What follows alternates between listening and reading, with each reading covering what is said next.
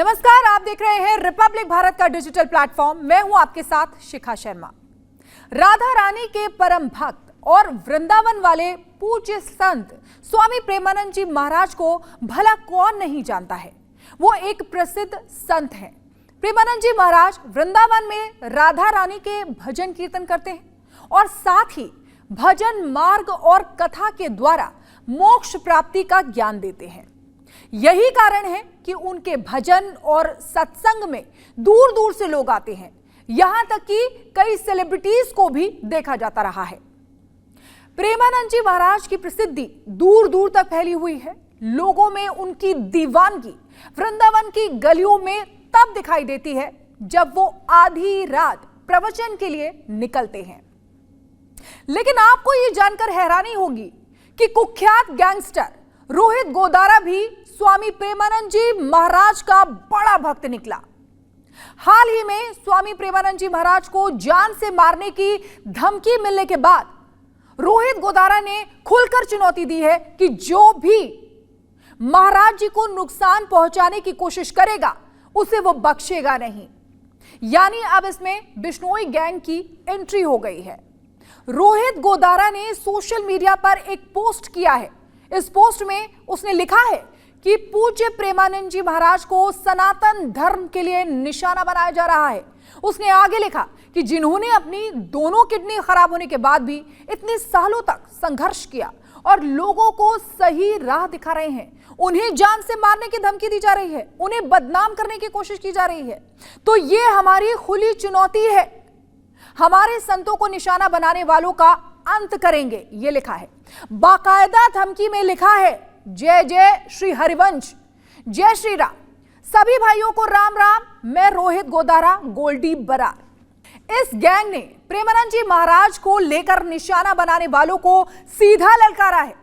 Social media पर अब इस गैंग का पोस्ट काफी वायरल भी हो रहा है। अब जरा इस गैंग की क्राइम कुंडली आपको बताते हैं। जुर्म की दुनिया में लॉरेंस बिश्नोई का नाम ऊंचे मुकाम पर है। वो देश का सबसे बड़ा गैंगस्टर बनने की राह पर है। वो भले ही जेल में बंद हो, लेकिन जेल की सलाखें उसके शातिर इरादों को कैद कर पाने में नाकाम हो जाती हैं। वो जेल में बैठकर साजिश रचता है, बाहर उसके गुर्गे उसकी रची हुई साजिशों को अंजाम तक पहुंचाते हैं। वो वारदात की प्लानिंग करता है और देश के किसी भी कोने में उसके शूटर गोलियां बरसाते हैं। गैंगस्टर लॉरेंस बिश्नोई ने अपना जाल कुछ ऐसा फैलाया हुआ है कि अब वो जेल के अंदर रहे या फिर बाहर, उसे ज्यादा फर्क नहीं पड़ता। कहने का मतलब ये कि वो जेल में बैठे बैठे ही बड़ी आसानी से जो चाहता है वो करता है। जेल में बैठे बैठे ही वो अपने दुश्मनों के नाम की सुपारी निकालता है और जेल में बैठे बैठे ही करोड़ों की वसूली करता है। अब आपको गोल्डी बरार की कुंडली बताते हैं, वो जान लीजिए। जुर्म की दुनिया में गोल्डी की एंट्री थोड़ी फिल्मी नजर आती है। दरअसल उसके चचेरे भाई गुरलाल सिंह बराड़ की हत्या कर दी गई थी। उस हत्याकांड के बाद गोल्डी बदले की आग में जल रहा था। जैसे ही इस हत्याकांड में यूथ कांग्रेस के नेता गुरलाल पहलवान का नाम सामने आया तो गोल्डी बरार ने उसकी हत्या कर दी थी। यही वो वारदात थी जिसने गोल्डी को मुजरिम बना दिया था। वो गोल्डी बरार ही था जिसने कनाडा में बैठकर सिद्धू मूसेवाला की हत्या की साजिश रची थी। अब आपको रोहित गोदारा की क्राइम कुंडली बताते हैं। रोहित गोदारा बीकानेर के लूरकरण सर का रहने वाला है। असली नाम रावता राम स्वामी है। गैंगस्टर राजू ठेहट मर्डर मामले का मास्टरमाइंड रहा है। गोदारा का नाम सिद्धू मूसेवाला हत्याकांड में भी उस वक्त सामने आया था। करणी सेना के अध्यक्ष सुखदेव सिंह गोगामेड़ी की हत्या की जिम्मेदारी भी रोहित गोदारा ने ही ली थी। रोहित लॉरेंस और गोल्डी बरार गैंग से जुड़ा रहा है। रोहित पर 32 से ज्यादा आपराधिक मामलों में केस दर्ज हैं। 2022 की अगर बात करें तो 2022 में दिल्ली से फर्जी पासपोर्ट के जरिए दुबई भाग गया था और अब ये अपना गिरोह पुर्तगाल और अमेरिका से ऑपरेट कर रहा है।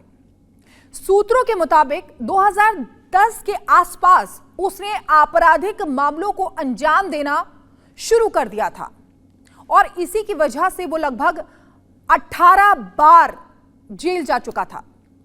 राजस्थान में तेजी से रोहित गोदारा ने अपने गैंग को बनाना और बढ़ाना शुरू किया।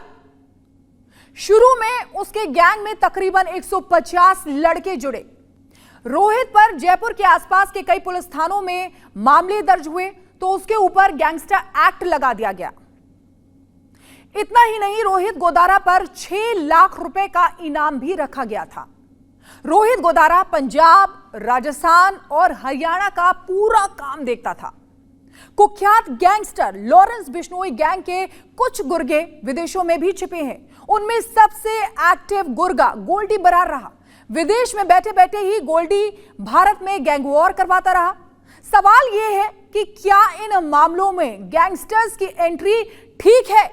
आप हमें कमेंट सेक्शन में लिखकर जरूर बताएं और यह भी बताएं कि आपको हमारा यह वीडियो कैसा लगा। फिलहाल के लिए मुझे दीजिए इजाजत।